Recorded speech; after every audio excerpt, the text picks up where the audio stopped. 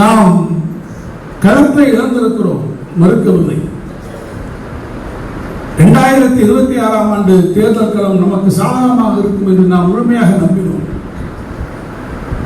நம்முடைய தலைவர் அளித்திருக்கக்கூடிய திட்டங்கள் நாட்டு மக்களுக்கு இதுகாரம் இல்லாத வகையிலே ஒவ்வொரு குடும்பத்திற்குமான உதவிகள், ஒவ்வொரு கிராமத்திற்குமான உதவிகள், ஒவ்வொரு நகரங்கள், பேரூர்கள், மாநகரங்கள், எந்த இடத்திலும், எந்த சாலைகளிலும், எந்த ஒரு ஊரிலும், எந்த ஒரு வீட்டிலும் திராவிட முன்னேற்ற கழக ஆட்சியினால் பயன்பெறாத இடங்களோ மனிதர்களோ எந்த குடும்பமோ இல்லை என்று சொல்லக்கூடிய வகையில் ஒவ்வொரு குடும்பத்தையும் தட்டி ஒவ்வொரு குடும்பத்திற்கும் ஒரு நலத்திட்டத்தை வழங்கிய ஒரே முதலமைச்சர் தமிழ்நாட்டின் வரலாற்றில் நம்பினோம். மக்கள் நம்மை தேர்ந்தெடுப்பார்கள். அற்புதமான ஆட்சியை 5 ஆண்டு காலத்தை தந்திருக்கிறோம்.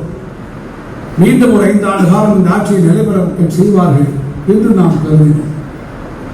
ஆனால் மக்களுடைய எண்ண ஓட்டம் வேறு விதமாக இருந்ததை நம்மால் உணர்ந்து கொள்ள முடியவில்லை. அதற்கு பல்வேறு காரணங்கள். எனவே நாம் இந்த தேர்தல் களத்தை இழந்திருக்கிறோம். ஆனால் குறித்து வைத்துக் கொள்ளுங்கள் தோழர்களே, நாம் களத்தை இழந்திருக்கிறோமே ஒழிய நாம் யுத்தத்தை நாம் இழக்கவில்லை. இந்த யுத்தம் ஆண்டாண்டு காலமாக இருக்கக்கூடிய யுத்தம். இந்த யுத்தம் பதவிகளுக்காக வருவதற்கான யுத்தம் அல்ல. தங்கம் தென்னரசு சட்டமன்ற உறுப்பினராக, அமைச்சராக இருக்க வேண்டும், உங்களிலே பல பேர் பொறுப்புகளில் இருக்க வேண்டும் என்பதற்கான யுத்தம் அல்ல.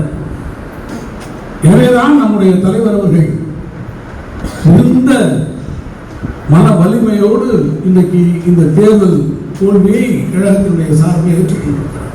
இதனுடைய செயலாளர் திட்டத்தை ஒரு நாட்களுக்கு முன்னாலே கூட்டுகிற போது ஒரு தலைவனுக்குரிய இலக்கணத்தோடு, ஒரு தொண்டனுக்கும் தலைவனுக்கும் இருக்கக்கூடிய உரையாடலை எப்போதும் மேற்கொள்ளக்கூடிய ஒருவராக இருந்து எங்களிடத்தில் இந்த உரையாடலை துவக்குகிற போது தளபதி அவர்கள் சொன்னார்கள், வெற்றிகளுக்கு எப்படி நான் பொறுப்பேற்றுக் கொள்ளக்கூடிய சூழ்நிலை நீங்கள் எனக்கு அளிக்கிறீர்களோ அதை போல நடைபெற்றுக் கொண்டிருக்கக்கூடிய இந்த தோல்விக்கும் இயக்கத்தின் தலைவனாக நான் பொறுப்பேற்கிறேன் என்று ஒரு தலைவர் இன்றைக்கு சொன்னபோது நான் கலங்கினேன்.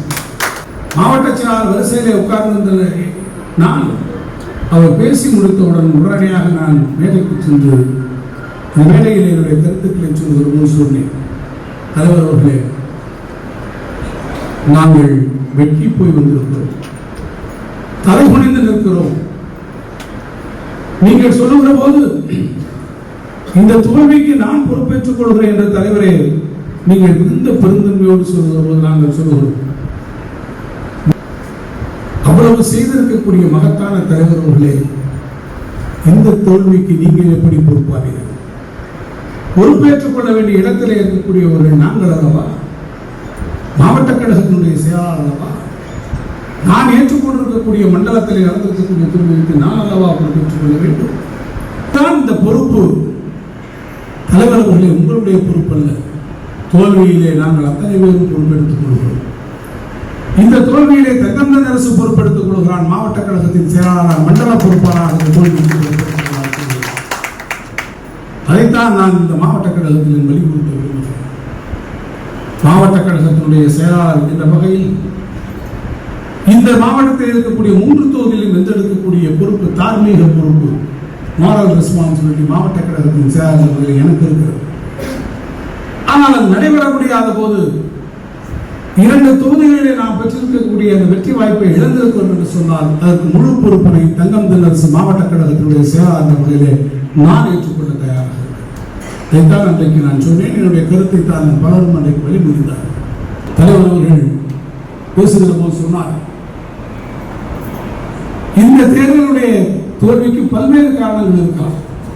இங்கே பேசியவர்கள் பல காரணங்களை அடுக்கி சொன்னார். உண்மை, அவையெல்லாம் காரணங்களில் இருக்கிறது. காரணங்கள் ஒருபுறம், நிதர்சனங்கள் ஒருபுறமாக இருக்கிறது. எது எப்படியாக இருந்தாலும் நமக்கு கிடைக்க வேண்டிய வெற்றி வாய்ப்பை நாம் இழந்திருக்கிறோம். ஆனால் வெற்றி வாய்ப்பை இழந்து விட்டோம் என்ற காரணத்துக்காக நாம் சோர்ந்து போய் உட்காரக்கூடியவர்கள் அல்ல. நாம் அந்த வகையிலே நாம் பயிற்றுவிக்கப்பட்டவர்கள் அல்ல. பல முறை பல தோல்விகளை சந்தித்த பிறகுதான் வந்திருக்கிறோம். நாவலர் சொல்வார், அடிக்க அடிக்க இடக்கூடிய பந்து போல் என்று சொல்வார். ஒரு பந்தை கீழே அடிக்கிற போதுதான் அந்த பந்து மேலே வருது. அது மாதிரி திராவிட முன்னேற்ற கழகத்தை கீழே மேலே இருந்து நீங்கள் கீழே டம்பன்று போட்டீர்கள் என்றால் மீண்டும் அது உயிர்ப்போடு எடுக்கக்கூடிய அந்த உணர்வைத்தான் இன்றைக்கு நீங்கள் எழுதியிருக்கிறீர்கள். எல்லோரும் நடைபெற்றிருக்கக்கூடிய இந்த தேர்தல் முடிவுகளுக்கு என்ன காரணம் என்பதை உணர்ந்து நாமே சுய பரிசோதனை செய்து கொள்ள வேண்டிய கட்டாயத்தில் நாம் இருக்கிறோம். அதை நாம் செய்யலாம். சுய பரிசோதனைகள் எல்லாம் ஒரு முறை இருந்து அதற்கான முடிவுகளை கழகத் தலைவர் அவர்கள் என்ன முடிவெடுக்கிறாரோ அவர் எடுக்கக்கூடிய அத்தனை முடிவுகளுக்கும் நாம் ஒரு மனதாக ஒட்டுமொத்தமாக விருதுநகர் மாவட்ட கழகம் முழு மனதோடு ஏற்றுக்கொண்டு தலைவருக்கு பின்னால் நாம் தொடர்ந்து பணியாற்றுவதற்கு காத்திருக்கிறோம். இந்த தேர்தல் பல அதிசயங்களை நம்மிடத்திலே கொண்டு வந்து சேர்த்திருக்கிறோம். நான் நீண்ட நேரம் எடுத்துக்கொள்ள விரும்பவில்லை தோழர்களே. ஒன்றை மாத்திரம் சொல்லி நான் விடைபெற விரும்புகிறேன். கண்ணுக்கு தெரியாத வகையிலே இந்த தேர்தல் களம் நடந்து முடிந்திருக்கிறது. நம்முடைய கண்ணுக்கு யார் களத்திலே எதிரி என்று நாம் நினைத்துக் கொண்டிருந்தோமோ அவர் எதிரியாக இல்லாமல் கற்பலத்திற்கு வெளியே இருக்கக்கூடியவர் ஒருவர் எதிரியாக வந்திருக்கிறார். வாக்காளர்கள் வீட்டு வாசல் வரை நாம் போயிட்டோம்.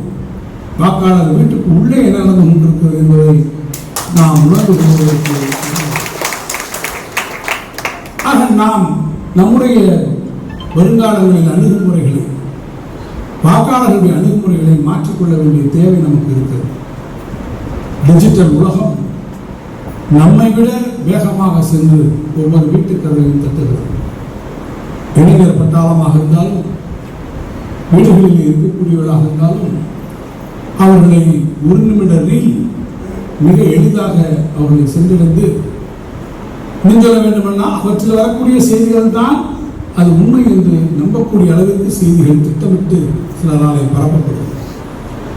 இத்தகைய சமூக வலைதளங்களுடைய அல்காரிதம் என்று சொல்வார்கள். அதனுடைய அமைப்பு முறை எப்படி இருக்கும் என்றால் ஒரு செய்தியை ஒருவர் பார்த்தால் மீண்டும் அந்த செய்தி அவருக்கு வரும்.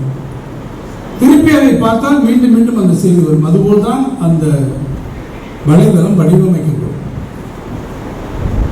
எனவே ஒருவர் அதை ஒரு தொடர்ச்சியாக ஒரு பொய்யை திரும்ப சொன்னால் இந்த பொய் நாளடைவில் உண்மையாகிவிடும். இந்த கோயபல்ஸ் தத்துவத்தை போல ஒரு கருத்தை அவர்கள் தொடர்ந்து திணிக்கக்கூடிய அளவில் அவர்கள் மாற்று சிந்தனைகளுக்கே வரைமுறை அளவில் மூளைச்சலவை செய்யக்கூடிய அளவிற்கு வலைதளங்களுடைய தாக்கம் இந்த முறையில் அமைந்திருக்கிறது.